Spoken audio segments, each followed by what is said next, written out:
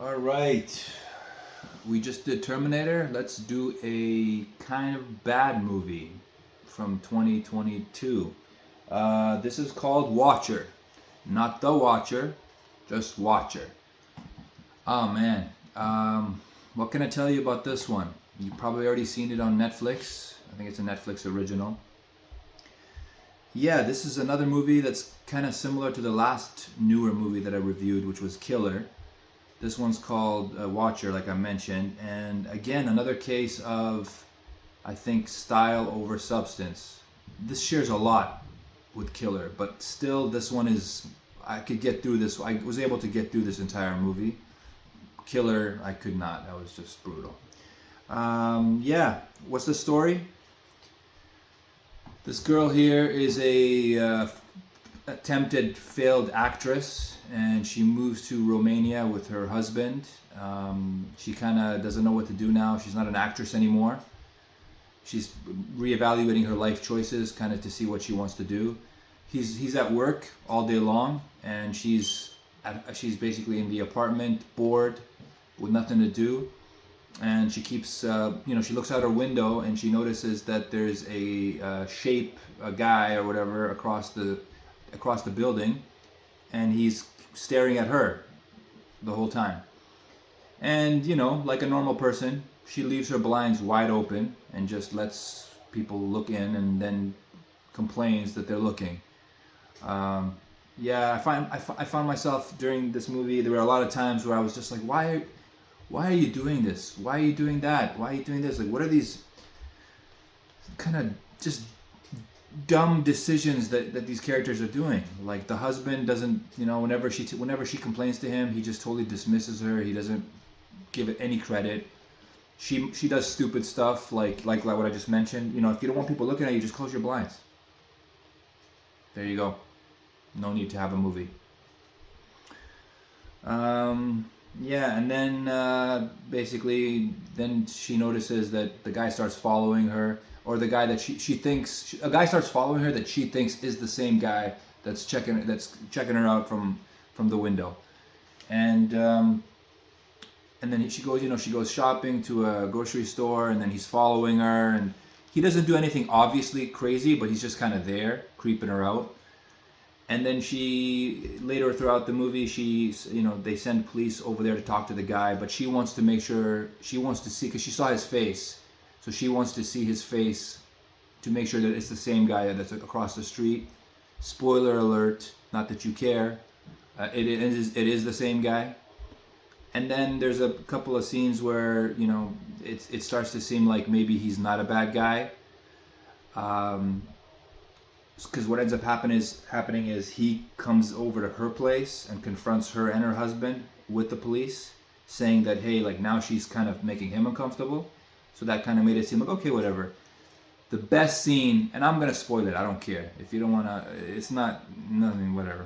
It's not the greatest movie in the world, but the best scene in the entire movie. There was two really, really strong scenes. What this movie knows how to do is tension in a couple of scenes. A lot of the movie is just wasted potential. But the director knew how to build tension. There's a scene where she's in a movie theater and she's watching the screen, and it's pretty empty, but there are a couple of people in there. And a guy comes in, and it happens to be him, but we don't know that 100% yet. He sits right behind her. Like, he could have sat anywhere, but he sits right behind her. And as he's behind her, the camera, kind of zooms in on the side of her face by her ear, and then you can hear the leather cracking of the seat that he's in as he kind of moves forward to kind of get closer to her, and then she hears his breathing. Very well done scene, very shot well. The sound, the camera work, all the recipes put together. That was a good scene, shot very well. Another scene that I thought was the best in the entire movie. So the killer, they're hearing about this killer on the news. I forgot to mention that, and apparently he cuts off women's heads. So there's a scene where she runs into the guy on a train, underground train, and she's sitting there talking to him, and he explains how, just to let you know, I like to people watch. I'm taking care of my father. He's sick. I get bored in the city, and I look out the window, and I people watch. And then I noticed you. And then one time you waved at me, which caught my attention.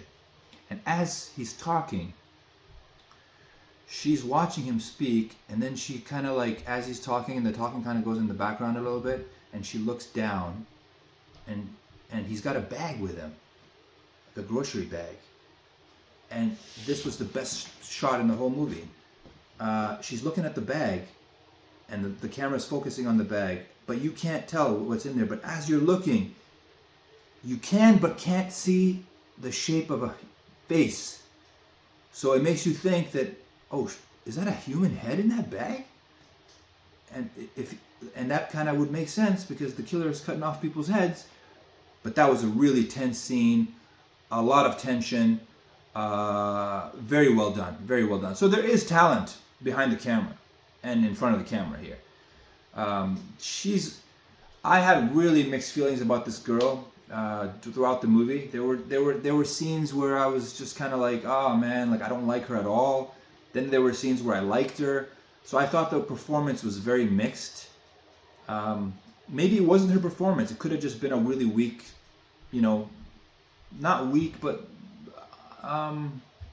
inconsistent script. I mean, there isn't even a lot that she says, so I don't really know how much she has to work with. It could have just been direction or lack of. Like I said, what the movie has going for it, though, is it is beautifully shot. The lighting is good. The cinematography is good.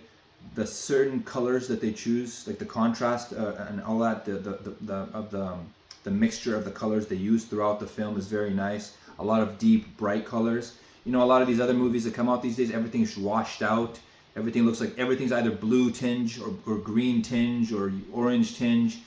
And I prefer the stuff from the 80s and 90s that's on film where the colors look like, what you would see in real life, not something that looks like it's in some dream state.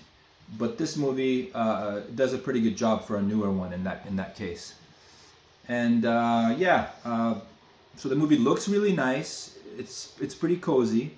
It's got good colors. The music, I don't really remember the music very well, but that doesn't mean it was bad music. It could have just been that it was really well done and just kind of a little bit under the level of the actual movie itself. So it was there, but you didn't notice it enough to distract you. And the performances are good. There wasn't like anybody that I thought, hey, this person can't act. The acting was good.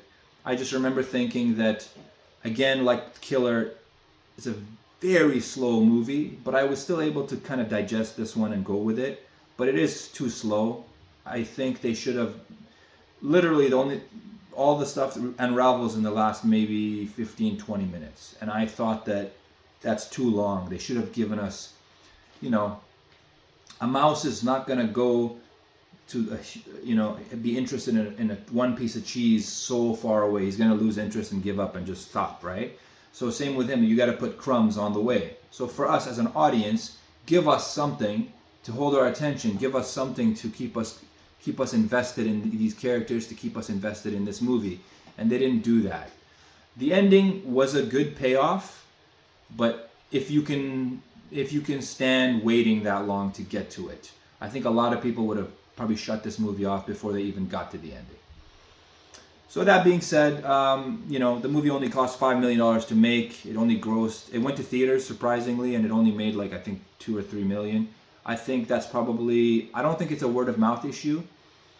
I think it was probably maybe a lack of marketing, or it could have been that people just, it said the reviews were good.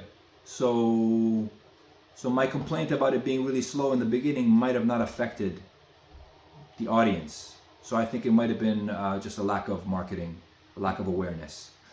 But yeah, it's not a terrible movie. It's much better than many of the new movies that I've seen. So if you're into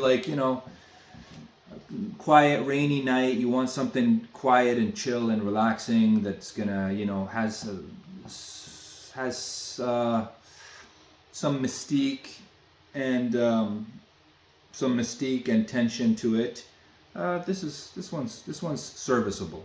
So I give this one 3 out of 5 biceps. It's not bad. Yeah, check it out. If you watched it and you liked it or hated it, let me know in the comments below. And I'll see you on the next one. Bodybuilding Gamer. Stay pumped.